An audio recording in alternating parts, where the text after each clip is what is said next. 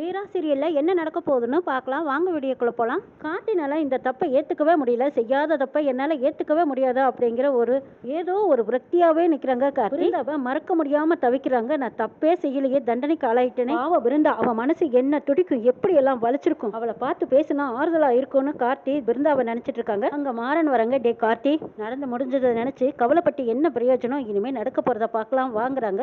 எது நடந்து முடிஞ்சதா மறக்கிறதா? எப்படி மறக்க முடியும் பிருந்தாவை? என்னால எப்படி மறக்க முடியும்?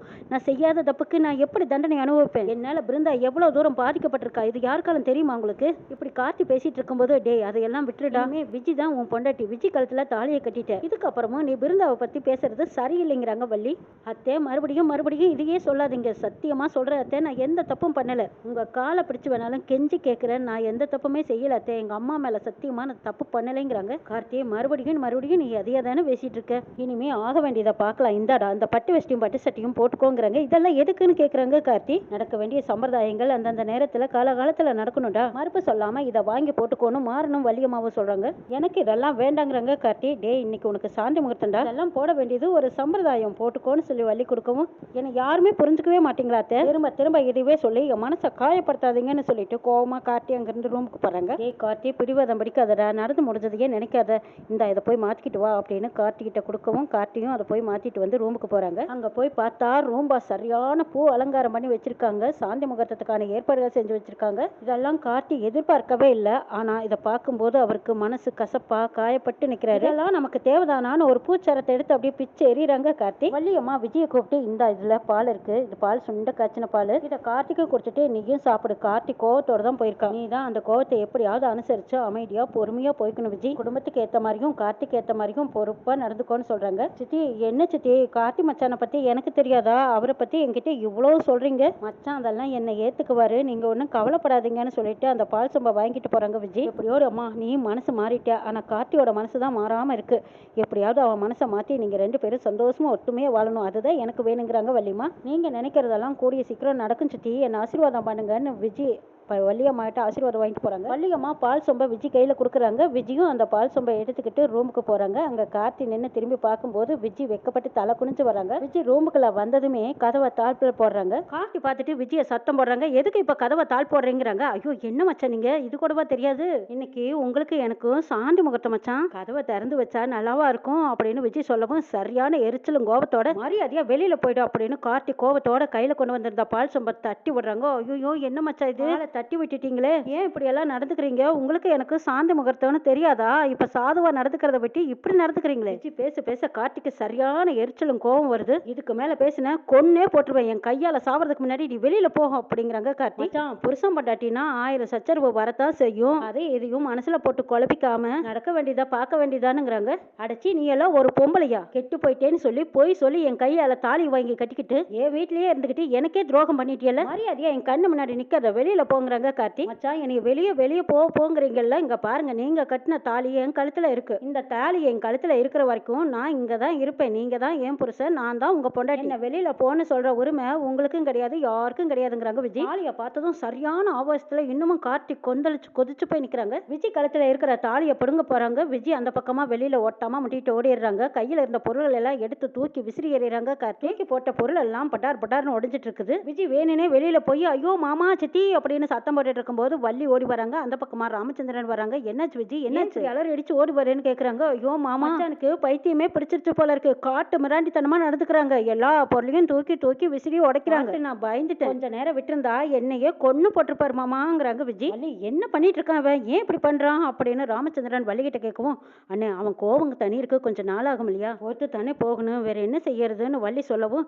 சரி இவனுக்கு என்னதான் பண்றது, இப்படியே விட்டா சரிப்படாது, நான் போய் பார்த்து பேசிட்டு வரேன்னு சொல்லி ராமச்சந்திரன் வள்ளி ரெண்டு பேரும் கார்த்தியோட ரூமுக்கு வராங்க. ஏன்டா இப்படி முட்டாள்தனமா நடந்துக்கிறீன்னு ராமச்சந்திரன் வந்து கேட்கவும், அப்பா என்ன காரியம் பண்ணி வச்சிருக்காங்க பாருங்க, கல்யாணமே விருப்பம் இல்லாத கல்யாணம், எனக்கு பிடிக்காத ஒரு விஷயத்த செஞ்சிருக்கீங்க, அது மட்டுமா நான் தப்பே செய்யலன்னு சொல்றேன், யாருமே இதை ஏத்துக்கிற மாதிரியும் தெரியல, அப்படி இருக்க இந்த சாந்தி முகூர்த்தம் எல்லாம் எனக்கு தேவைதானா, கார்த்திக் கொஞ்சம் பொறுமையா பேசுங்கிறாங்க வள்ளி. என்னத்த பொறுமையா பேசுறது, நான் சொல்ல வந்த விஷயத்தை யாருமே காது கொடுத்தும் கேட்க மாட்டேங்கிறீங்க, எப்ப பார்த்தாலும் அவளுக்கே தான் நீங்க சப்போர்ட் பண்ணி பேசிக்கிட்டு இருக்கீங்க, அவ நாடகம் ஆடி என் கையால தாலியை வாங்கிட்டு அவ சொல்றதெல்லாம் பொய், நான் சொல்றத கேளுங்கன்னு கெஞ்சுறாங்க.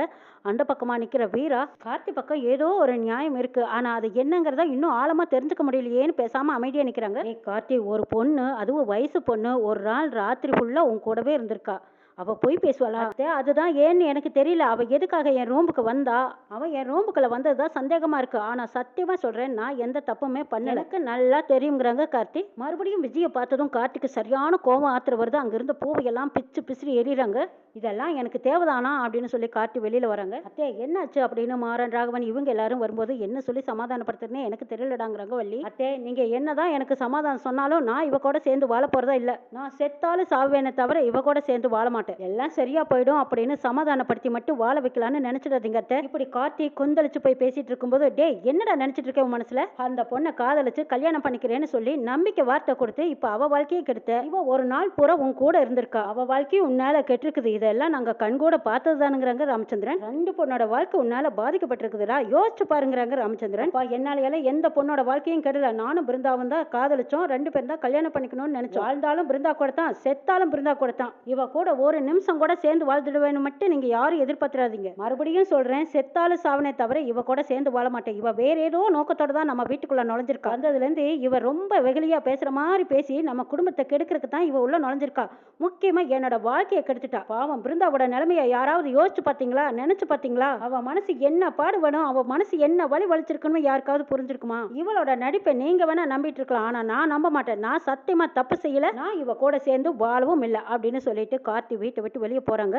அப்ப எல்லாருமா போய் தடுத்து நிறுத்தி குறுக்காட்டுறாங்க. டே கார்த்தி சொன்னா கேளடா, இந்த நேரத்துல இப்ப எங்க போற? நீ எதுவா இருந்தாலும் காலையில பேசிக்கலாம், தயவு செய்து நீ வீட்டுல இருவான்னு கூப்பிடுறாங்க வள்ளி. திரும்ப திரும்ப சொல்றேன், இவ முகத்தை பார்க்க எனக்கு அவ்வளவு எரிச்சல், கோபம், கொலையே பண்ணிடுவேன். அவ என் கண்ணு முன்னாடி நிக்க கூடாது, அந்த பக்கம் போக சொல்லுங்கிறாங்க கார்த்தி. ஏய் கார்த்தி என்னடா இப்படி எல்லாம் பேசுறீங்க? நம்மள நம்பி வந்த பொண்ணு எங்க போவாங்கிறாங்க வள்ளி. அவ ஒரு நம்பிக்கை துரோகி, நீங்க வேணா அவளை நம்பலாம், ஆனா நான் நம்ப மாட்டாத்த. கார்த்தி வெளியில போனதும் விஜய் வீட்டுக்குள்ள அப்படியே சிரிச்சுக்கிட்டு வந்து கண்ணாடிக்கு முன்னாடி நின்று தனக்கு தானே பேசிட்டு இருக்காங்க.